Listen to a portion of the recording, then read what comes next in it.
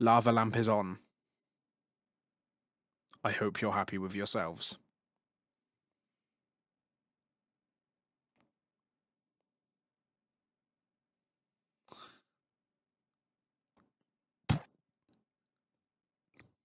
Today we have Napom. If you are from the UK, it's Napom. If you're from America, we got Napom. And if you are dyslexic, we've got Napom. Dr. Nape. That's who. We've got Professor Nape. Take my tears, put them in a vial, and take that off to the pensieve to read the past, to know the future. Because that's what we're about to dive into. Got my judge notes. Got my lanyards. Let's have a party. I will tell you where I ranked him. I will tell you where he ranked. And together, we will enjoy the video. I've got my coffee. Let's have a little slurp. I'm going to try and do it like this. Listen, it's going to be like a... There was none. Okay, coffee's wicked. Everything's set.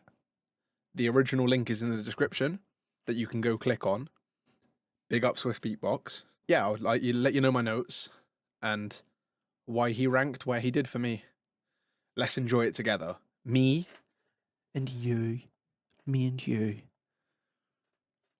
Let's have a little jam. You know what? Me and you are mates.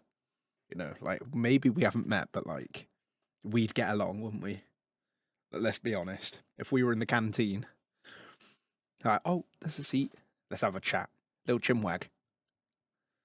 We'd have a good chat. We'd have a little yarn, wouldn't we? Me and you, we're mates. That's why you have to subscribe if you haven't. Please let me see a difference in subscribers today because of that. Please. I want upward progress. All right, no more to say. We're getting into it. Here we go.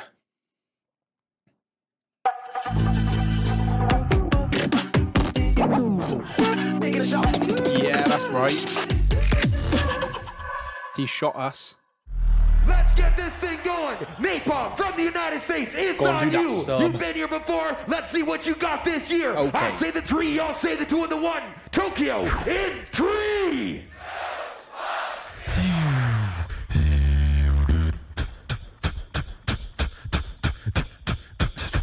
It's different watching him because he's done it loads of times. That he's gone on his own learning curve. Generals gathered in the masses.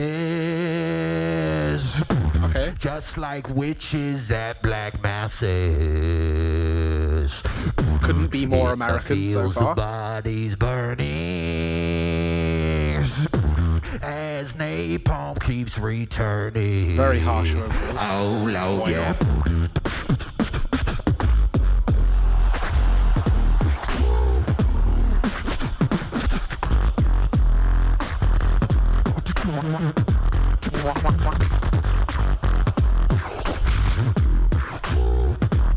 Such a bad man.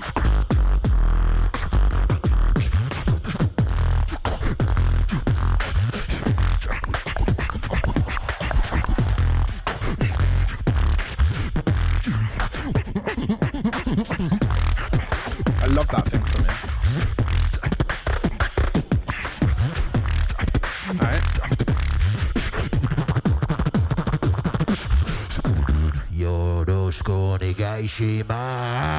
Oh, some Japanese. Arigato gozaimasu. GBB motherfucking tadaima. Let's fucking do this one more time, but oh, Lord, yeah.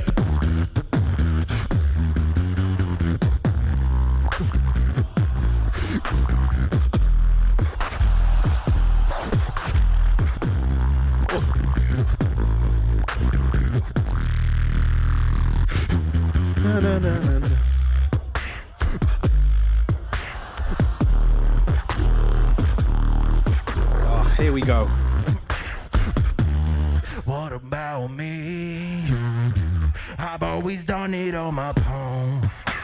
Yeah, now I've got my crew here. Yeah, Woo. I've always done it on my own. Yeah, now I've got you here. Yeah, I've always like the done pacing of it this. alone. Yeah, now I don't know what to do here. Yeah, I've always done it on my own. Yeah, so I'ma just do me.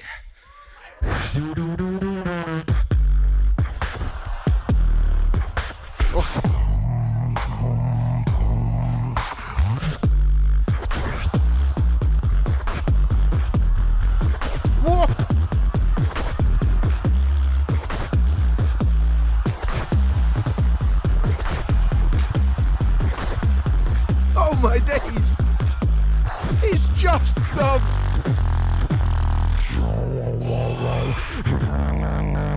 That was insane.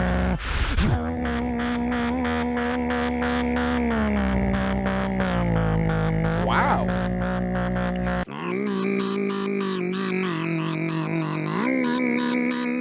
But what we need to do in this bass is we need to make sure that this growl, the lowest of the fifth, is it's got enough pronunciation in its pitch for it to sound like an overtone.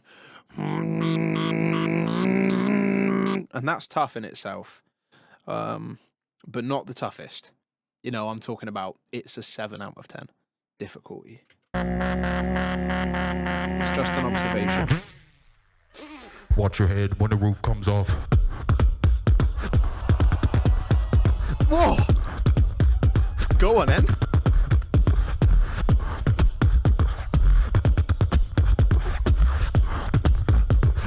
Watch your head when the roof comes down. Whoa! Jesus! Whoa. Roof comes down. No, I love it.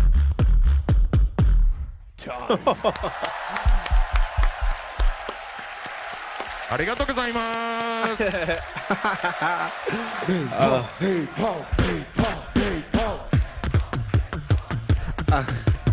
Very chill, very comfortable. Extremely comfortable guy on the stage. Okay, and so I like the fact that he's not putting pressure on it. He's happy with how he did it, you know? It's hard to get that response from the crowd in this event, and he got it. As you can hear and see, they went a bit mad. The room did. And so he's got the response he wanted from the crowd, and you can see in his expression that he's happy with it at the end. And so he should be. So it is the diamond in the rough is not, we don't need to use that term. It's rough. It's a rough approach.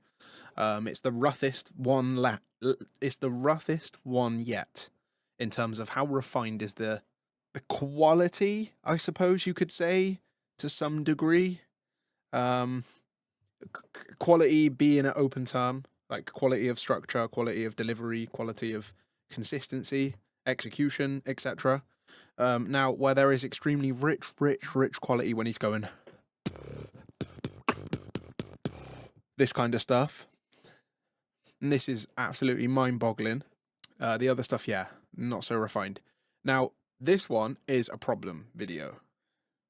This is a problem video. So for the people that are watching, I would say 99.9 something% of you weren't there. That's safe to say. Nah, it depends actually if all of the people in the crowd are watching this. Let's all unanimously agree though, everyone that was there, this one was definitely better in person. And the video can even attempt to try to do it justice. Everything sounds fat. Even that. And the sounds great. And when he started doing the sub bass, that bit I kind of did an impression of, here, and the more it's going, and he's gone for about 20 seconds with just a kick and a snare with sub, and the more it's going, he is actively taking his placement up. That's how good it is.